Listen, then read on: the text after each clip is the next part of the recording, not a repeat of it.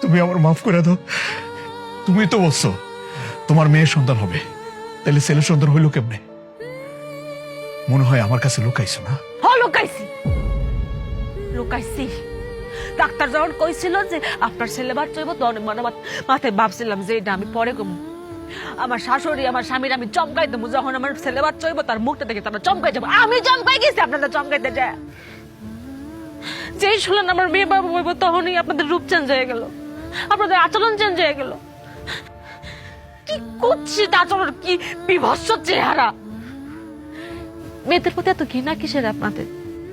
শুধু আপনি না, পৃথিবী হাজার হাজার পরিবার, হাজার হাজার স্বামী, পিতা শুনলে মেয়ে সন্তান হওয়ার শুনলে তাদের চেহারা চেঞ্জ হয়, তার আচরণ চেঞ্জ হয়ে যায়। কেন? মেয়ে হওয়া কি অভিশাপ? মেয়ে হওয়া কি পাপ, অন্যায়? আপনি যে পৃথিবীতে দাঁড়ায় রয়েছেন না আছেন জীবিত, কার জন্য? আল্লাহ তাআলা কোন একটা নারীর মাধ্যমে, একটা মেয়ের মাধ্যমে আপনি পাঠাইছে। আপনার মাও কিন্তু একটা মেয়ে। কোন কিতাব, কোন কোরআন বই পুস্তকে লেখা আছে যে বাপের পায়ের নিচে সন্তানের বেহেশত? দেখছেন? দেখবেন না? লেখা আছে কোথায়? মায়ের পায়ের নিচে সন্তানের বেহেশত। সে মা একটা মেয়ে।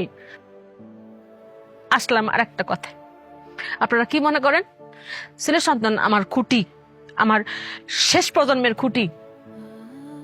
রিজিকের মালিক আল্লাহ। কার মাধ্যমে আল্লাহ খাওয়াবেন এটা একমাত্র আল্লাহ তাআলা ভালো জানেন। সেটা একটা ছেলের মাধ্যমে হইতে পারে, একটা মেয়ের মাধ্যমে হইতে পারে, যে কারোর মাধ্যমে হইতে পারে। কেউ কাউরে খাওয়াইতে পারে না। আল্লাহ পাক খাওয়ান কারোর মাধ্যমে হয়, কারোর উসিলা হয়।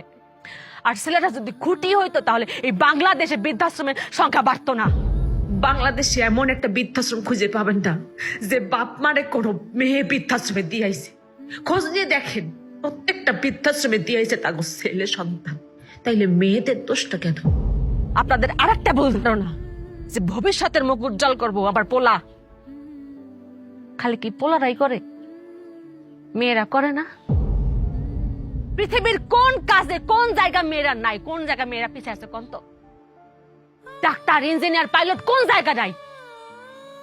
আরেকটা কথা তো আমরা সবাই জানি যে আল্লাহ পাক যখন খুশি হন তখন তার ঘরে মেয়ে সন্তান দেন, আর যারে খুশি করতে চান তার ঘরে ছেলে সন্তান দেন। আর বিয়ে করার সময় না একটা সুন্দর মেয়েই আপনারা খোঁজেন। এখন আপনাদের কই? আপনারা এদিকে আসেন। মেয়ে সন্তান হওয়ার কথা শুনলে আপনাদের মতো কিছু বাপ, কিছু পরিবার অখুশি হন কেন? কারণটা কি?